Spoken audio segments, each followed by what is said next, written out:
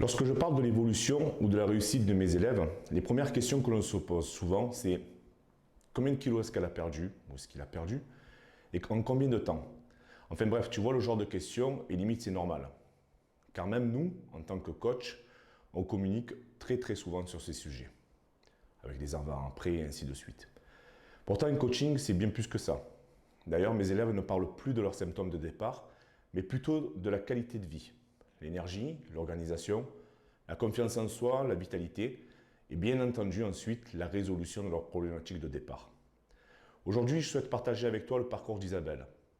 Je l'ai rencontrée dans le cadre d'un suivi pour une perte de poids. Elle va partager avec toi son expérience. Quelle est réellement la puissance d'un coaching lorsque celui-ci est abordé dans sa globalité? Bienvenue chez Fitcinetic.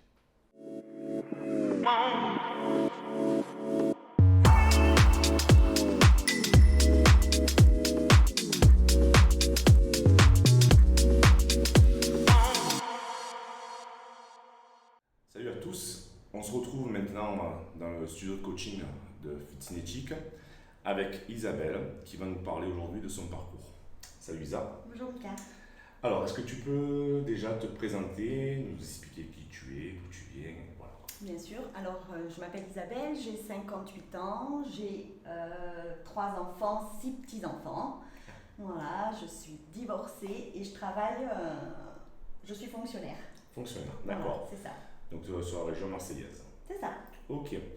Alors aujourd'hui, je t'ai demandé de venir, donc chez mon élève maintenant depuis bien 3 ans. Oui, c'est ça. Si je ne me trompe pas. C'est ça.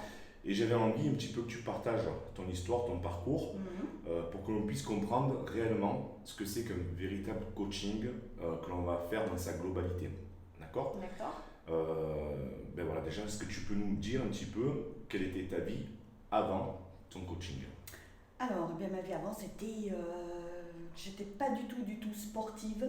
D'accord. Moi, c'était plutôt canapé.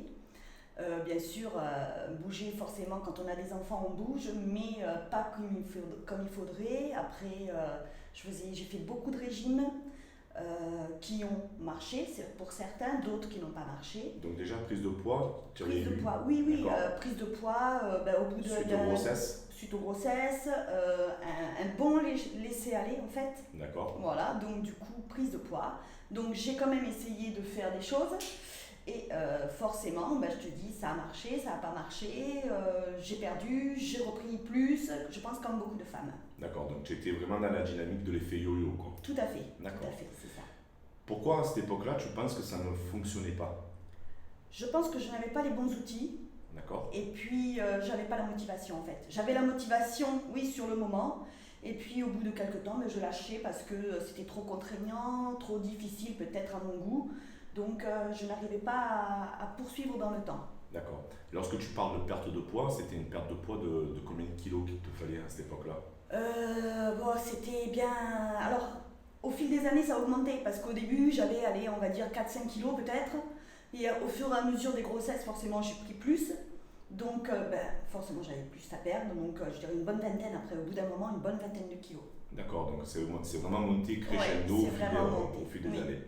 Donc en fait, donc tu as essayé, ça marche pas, ça marche sur les marche. Tu perds un peu, voilà. Et puis après tu te lasses. Voilà, c'est ça, je me lassais, donc je laissais tomber le régime, donc je reprenais mon alimentation, et forcément ça remontait, et puis ça remontait plus. D'accord. Du coup, ça a duré combien de temps à peu près? J'ai une anecdote, j'ai ma fille qui me dit « Maman, je t'ai toujours connue en train de faire des régimes, et au final, tu es plus grosse qu'avant. » D'accord. Voilà, donc je pense que toute ma vie, entre guillemets, toute ma vie de maman, en tout cas, j'ai combattu et ça n'a pas marché. D'accord. Et puis un jour, tu décides de te faire coacher. Alors, est-ce que c'est une décision? Comment c'est venu ça? C'est pas vraiment une décision de ma part. Disons que ma fille et son mari m'ont envoyé un message en m'offrant le coaching nutrition pour Noël. Ah. Alors, ça a été... Comment tu l'as pris ça?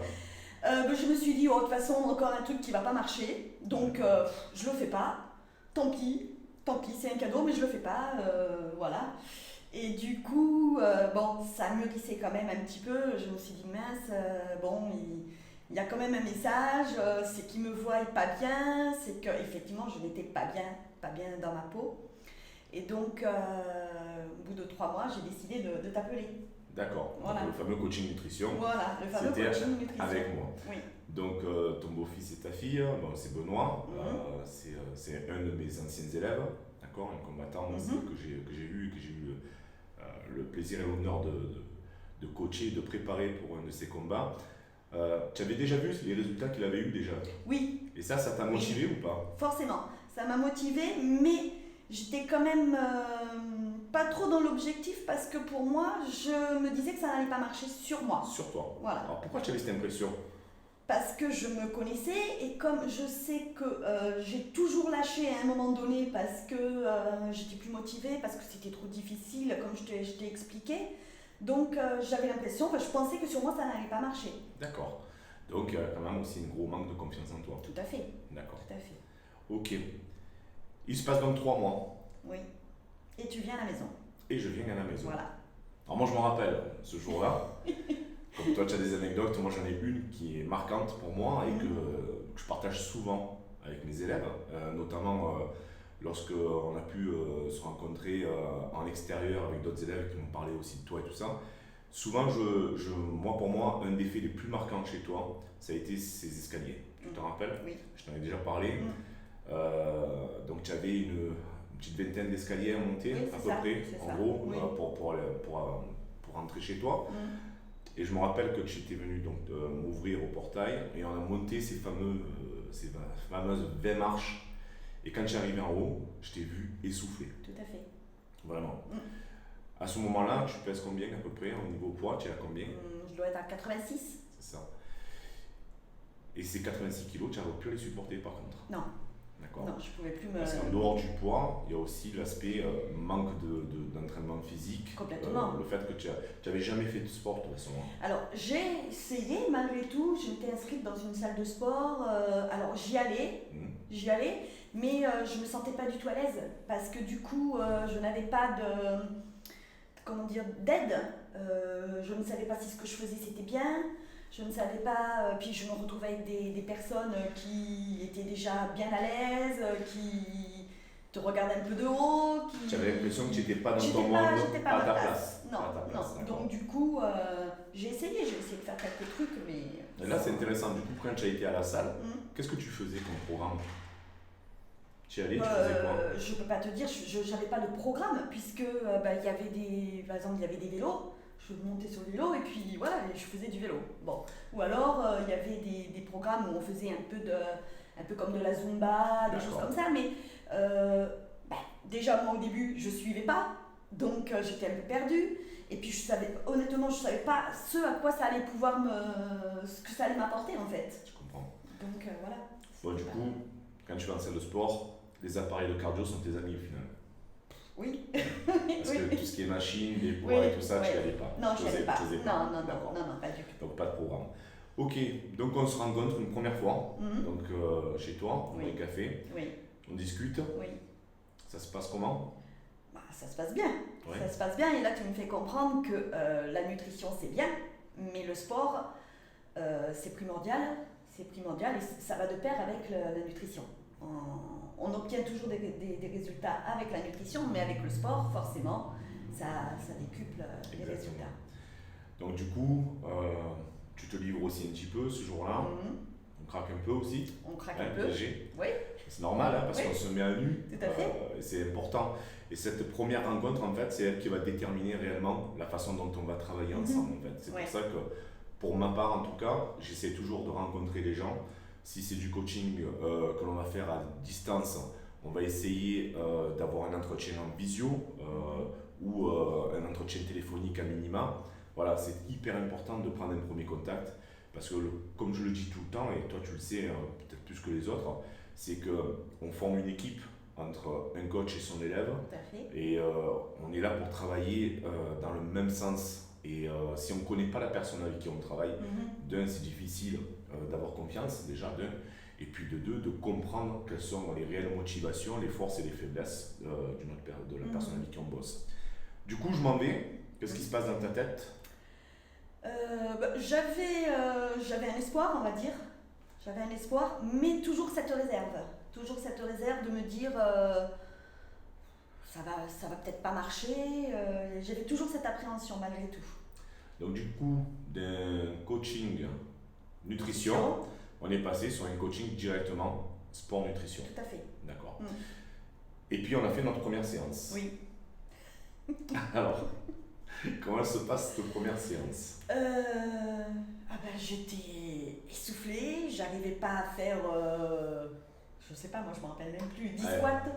Les jumping jacks par exemple. Oh là là, d'abord je connaissais pas, je savais pas ce que c'était. On avait fait un petit peu de jumping jack pour voir un petit peu ton état. Oui. Donc pour expliquer aux personnes qui regardent, la première séance c'est une séance un petit peu test où on va tester en fait l'endurance de la personne, on va tester un peu son cardio, je vais tester sa force, on teste l'agilité, les réflexes, la coordination et tout ça va permettre en fait de faire un état pour le départ, quoi, savoir d'où on part. Là on partait de très loin. De loin, d'accord. Je crois que le jumping jack on en avait fait 9. Je me rappelle plus mais... Et c'était fini. Oui, voilà. Oui, il n'y avait plus personne. Donc on avait testé tout ça, donc effectivement, et je crois qu'après la première séance, si je me rappelle bien, est-ce que tu te rappelles de suite ce que je t'ai demandé de faire, de mettre en place immédiatement? Je ne me rappelle plus, non. Je vais te le rappeler, tu vois, c'est que je t'avais demandé d'aller voir ton médecin.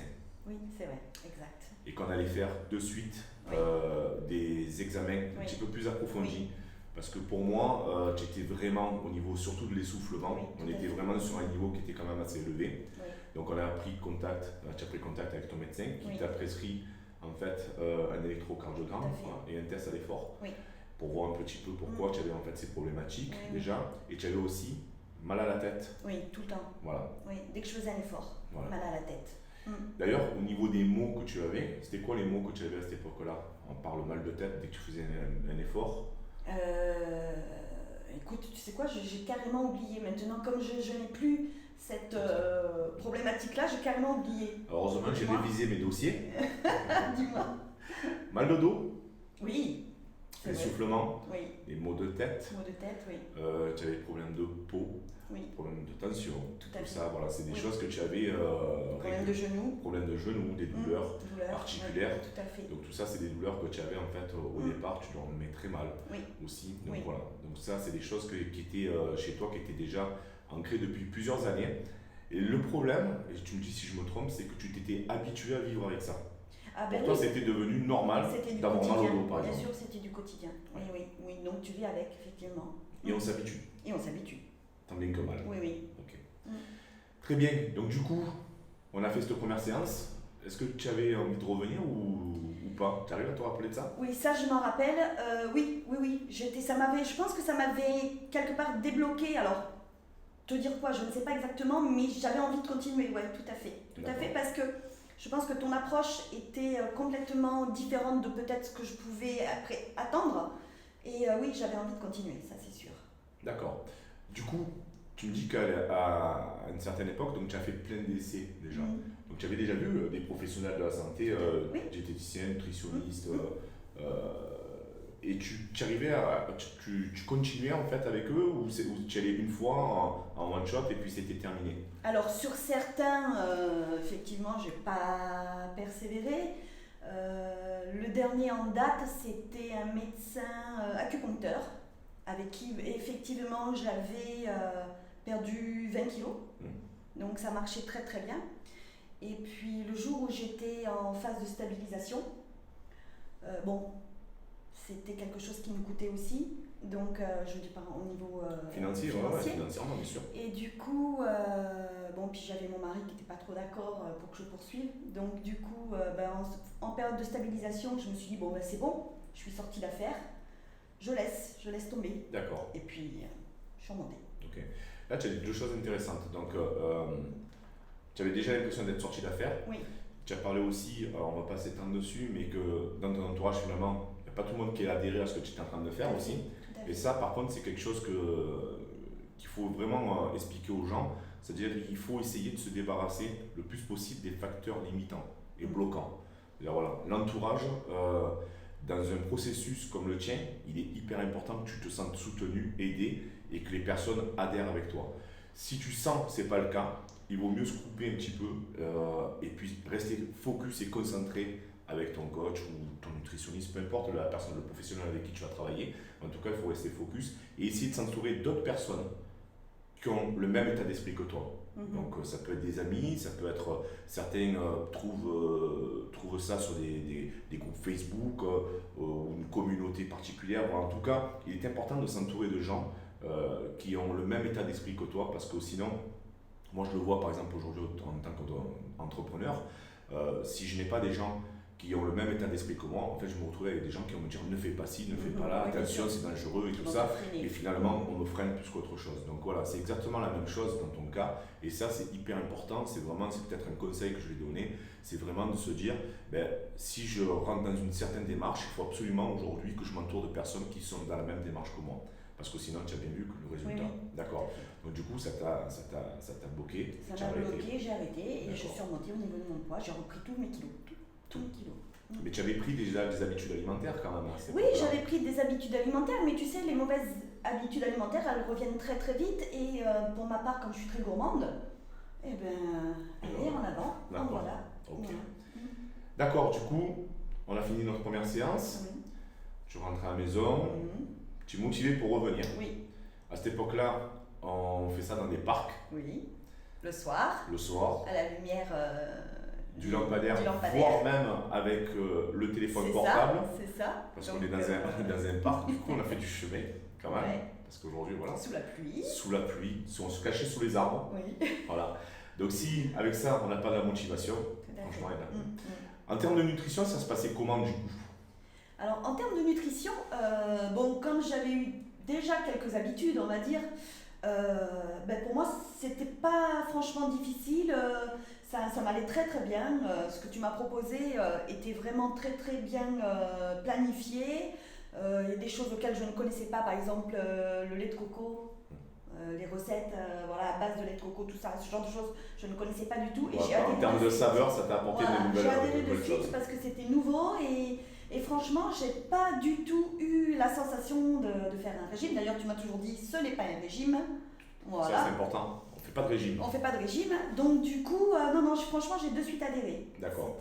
On n'est pas parti de suite sur une diète stricte. Non. Ouais, on est vraiment parti sur quelque chose d'assez flexible.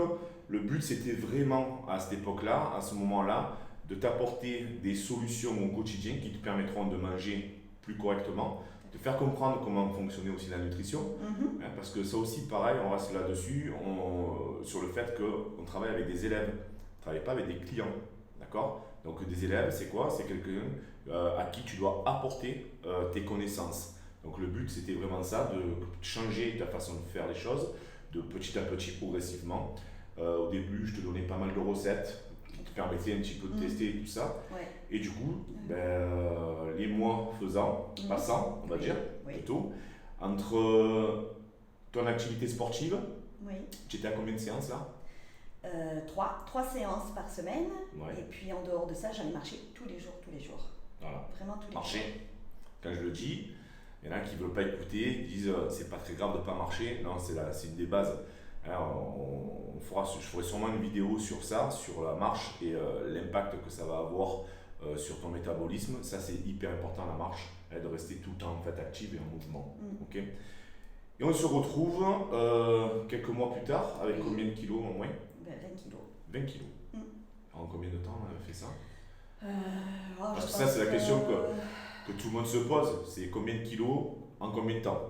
Alors en fait, j'ai plus trop de... Il me semble qu'on a mis 1 an, mais comme je n'étais pas pressée justement, je voulais pas aller trop vite pour pas avoir de désillusion, donc je pense qu'on a dû mettre 1 an. Il me semble, je sais pas. C'est ça. Ouais. C'est ça, on était à peu près 11-12 mois à peu près quand on a perdu nos 20 kilos. Mais du coup aujourd'hui, est-ce que c'est ça que tu retiens? Alors non, justement, c'est pas ça que je retiens. Maintenant, c'est le fait que je sois en forme, que je n'ai plus de problème de douleur, mal au dos, mal au genou, tout ça s'est envolé. D'ailleurs, j'ai complètement oublié, tu vois. Donc voilà. Donc non, c'est vraiment le fait d'être en forme, de me dire que le sport pour moi maintenant c'est devenu vital, voilà, essentiel à ma vie. Voilà, et je peux plus m'en passer. On est d'accord qu'aujourd'hui, 3 ans après, tu es toujours à 3 séances par semaine. Oui. Alors des fois, on peut me poser la question, je dis, mais du coup, elle vient chercher quoi? Parce que au départ, tu viens pour une perte de poids, Oui. puis au final, tu continues. Eh ben, je viens chercher du bien-être, je viens chercher le fait de me dire je m'entretiens, voilà, important, et une bonne hygiène de vie, voilà, c'est un pack en fait, D'accord. un pack complet. Et ça, tu pourrais le faire toute seule dans une salle de sport, du coup, aujourd'hui? Non, non, je peux Alors pas. moi, c'est catégorique. Non. Non, je peux pas parce que déjà je veux savoir exactement ce que je fais. Des fois, je te demande cet exercice, il me fait quoi, il m'aide à Toujours quoi, dans la voilà. recherche de la connaissance. Voilà.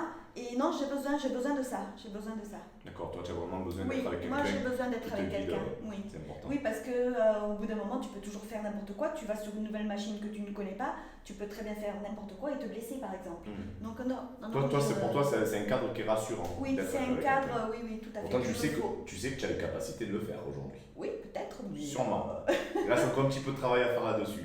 Je ne veux pas me débarrasser de toi, hein. Au contraire, je te garde le plus longtemps possible, mais tu es capable aujourd'hui. Mais après, c'est vrai qu'il y a un cadre quand même que tu vas avoir avec ton coach, selon la communication, bien sûr, que tu auras instauré avec lui. Du coup, je vais revenir sur quelque chose que tu as dit tout à l'heure. Oui. Donc là, je vais te poser des petites questions pièges. À cette époque-là, à une certaine époque, tu dis j'ai arrêté aussi parce que, bon, mais financièrement et tout ça. Oui. Mais un coaching, Oui. alors sans qu'on étale les prix ou quoi que ce soit, ça a quand même un coût. Tout à fait. D'accord? Et donc, c'est un budget, ça, à la fin du mois. Tout à fait. Alors, comment ça se fait aujourd'hui que tu as réussi à budgétiser? Comment tu fais, toi, pour te dire, ben voilà, ça, c'est mon budget. Comment tu le mets en place, ce truc-là, et comment tu as réussi à te dire que ben voilà, maintenant c'est une habitude, comme quelqu'un qui irait par exemple chez le coiffeur régulièrement, quoi. Ben voilà, justement, je ne vais pas chez le coiffeur. D'accord. Non, en fait, c'est simple. Je sais que mon nombre de séances me coûte tant. C'est ce que je le mets, je prends cette réserve-là. Je sais que c'est alloué à toi. Et puis s'il faut que je n'aille pas chez le coiffeur ou que je me prive de vêtements, c'est pas grave. Je sais que je vais être bien et donc tu as priorisé en fait ta santé. J'ai priorisé, voilà, c'est ça. Ok, donc on est vraiment dans la gestion des priorités. Pour exactement. Toi, oui, ta c'est santé, ma priorité. C'est ma priorité. Et je préfère venir te donner tant pour ma séance que de me dire il faut que j'aille chez le docteur pour acheter des médicaments parce que je vais pas bien. D'accord. Donc c'est-à-dire que maintenant chez le docteur, tu te dis, pour qu'on comprenne bien, je préfère investir pour être tout le temps en bonne santé, voilà, plutôt que de ne pas investir, être tout le temps malade et être toutes les semaines en fait chez le médecin. C'est ça. D'accord. Elle n'a pas dit qu'elle n'ira pas chez le docteur. Elle a dit, c'est ça, oui, les gens, voilà. C'est que tu priorises d'abord ta santé. Exactement. D'accord. Concrètement alors, cette santé-là, aujourd'hui, c'est quoi? Qu'est-ce que tu as retrouvé aujourd'hui à 58 ans et comment tu te vois en fait vieillir justement avec tout ça, quoi? Alors, j'ai retrouvé du dynamisme, j'ai retrouvé une envie de bouger, une envie. Avant, j'avais pas du tout envie, j'ai retrouvé cette envie de bouger. D'ailleurs, au bureau, je reste pas en place. C'est difficile pour moi maintenant de dire il faut que je reste assise. Ouais, je suis sans arrêt en train de bouger, je peux pas rester. Voilà, c'est ça, c'est cette envie de me sentir bien. Et c'est vrai que plus tard, je m'imagine, on va dire, en meilleure santé que ce que j'aurais pu être. Je me vois, je m'auto-suggère, je me dis, mais tu vois, dans 10 ans, ça tu pourras encore le faire. Oui. Alors que peut-être je n'aurais pas pu le faire si j'étais restée donc tu l'étais avant. Oui. Donc c'est ça, c'est du dynamisme, c'est de la confiance en moi aussi. J'ai retrouvé de la confiance parce que je me suis dit, maintenant je suis capable même de faire certains exercices que je n'aurais jamais imaginé. Et cette confiance-là, là tu parles d'exercice, mais est-ce que tu la retrouves aussi dans ton quotidien, c'est-à-dire professionnellement parlant, ou dans ta vie personnelle? Je la retrouve dans ma vie de tous les jours, même par rapport à ma relation avec les autres. Je me sens mieux, je me sens plus forte, je me sens... je suis prête à affronter certaines choses que je n'aurais peut-être pas pu affronter. Étant donné, en plus, j'étais en pleine période de divorce, donc ça m'a permis de passer ce cap. Voilà, avec plus de force. D'accord. Donc pour toi, vraiment, le fait de lier le sport et tout ça, donc les efforts en gros, c'est les difficultés que tu vas rencontrer en fait dans le sport, te forgent. Tout à fait. Dans la difficulté, tu vas trouver des solutions et puis tu vas te rendre compte que tu es capable de faire des choses, effectivement. Et ça ensuite, quand tu arrives à le retranscrire dans ta vie personnelle et professionnelle, en vérité, ça n'a pas de prix. Tout à fait. C'est d'une puissance extrême. Et c'est ce qu'on essaie de faire comprendre aujourd'hui aux gens, c'est que un bon coaching, ça ne sera pas un coaching qui va être focus sur les symptômes de départ. Donc vraiment, Isabelle vient me voir au départ, on est sur une demande de perte de poids. Mais finalement, son poids, c'est bon, elle l'a perdu. Mais ce n'est pas ça la priorité. La priorité, c'est de travailler sur pourquoi elle a pris ce poids-là. Pourquoi elle n'a jamais réussi dans sa vie de femme à perdre ce poids. Pourquoi à une époque, elle n'avait pas la volonté. Pourquoi elle n'avait pas confiance en elle. Parce que ce sont tous ces petits facteurs-là qui font qu'en fait, que tu avais du poids. Tout à fait. Comme on dit, on parlait tout à l'heure de médecin. Si tu vas voir un médecin parce que tu as une douleur au dos et qu'on te donne uniquement un Doliprane, on va te soulager sur le moment. C'est ça.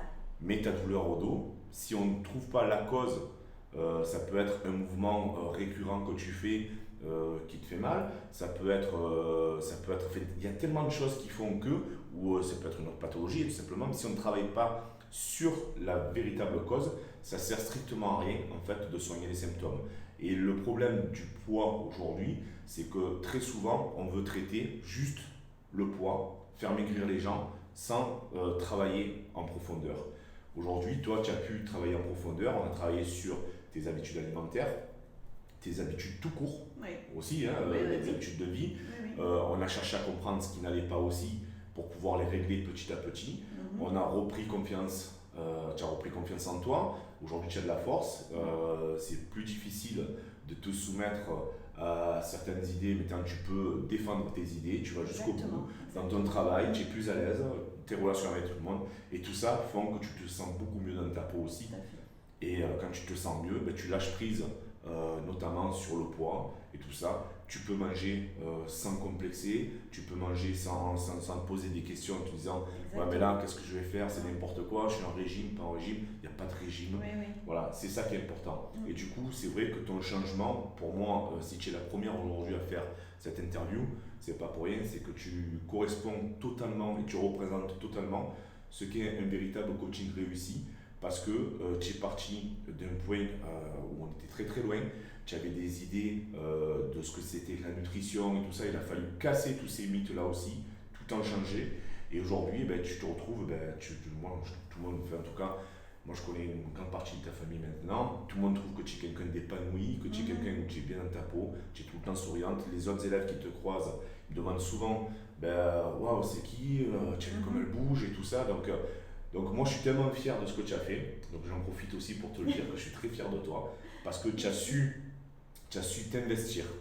Voilà, et l'investissement, il n'est pas, on en a parlé tout à l'heure, mais c'est pas juste un investissement financier, c'est aussi un investissement, aussi tu t'investis toi, tous les jours. Et il faut se dire une chose, c'est que trop de gens se reposent sur le coach. S'il n'y a pas d'investissement personnel, si toi, tu n'as pas décidé réellement de changer, si toi, tous les jours, tu ne te fais pas un petit peu mal en essayant de sortir de ta zone de confort, ce type de résultat, tu ne l'auras pas. Il faut vraiment essayer de sortir de sa zone de confort, lâcher prise, ça c'est hyper important, et puis faire confiance à la personne avec qui tu bosses à partir du moment où les choses, vous les avez bien établies dès le départ. Voilà Isa. Je pense qu'on a fait en fait le tour un petit peu. Est-ce qu'il y a quelque chose en plus que tu voudrais rajouter à tout ça, ce coaching-là? Je pense que le mot de la fin peut-être, pour moi c'est une renaissance. D'accord. Voilà. C'est beau. Ça veut dire que pour toi, tu repars sur le Je me suis retrouvée, je me suis révélée, je pense. Ça c'est beau. Révéler, c'est un mot qui me plaît bien. Effectivement, c'est quelque chose, donc tu es reparti maintenant d'un nouveau pied, tu as une nouvelle vie. Quoi. Tout à fait. Écoute, moi j'espère te garder encore très longtemps, d'accord, avec moi, t'apprendre encore plein de choses, parce que j'en apprends moi aussi tous les jours. En tout cas, j'essaye d'aller chercher de l'information et de la formation pour être encore plus compétent. En tout cas, j'essaye en tout cas, et de m'améliorer moi aussi. Et tu sais très bien que ce savoir-là, ce que je veux, c'est de le transmettre à chacun d'entre vous. Et merci d'avoir accepté de faire cette première interview avec moi. Je suis pas super à l'aise en vidéo, ça se verra sûrement, d'accord? Mais ça m'a rassuré d'être à côté de toi parce que bon, j'ai mon équipière maintenant depuis 3 ans. Tout à fait. Donc merci pour tout ça, Lisa. Eh bien, merci à toi, Mika. Ciao, ciao. Ciao.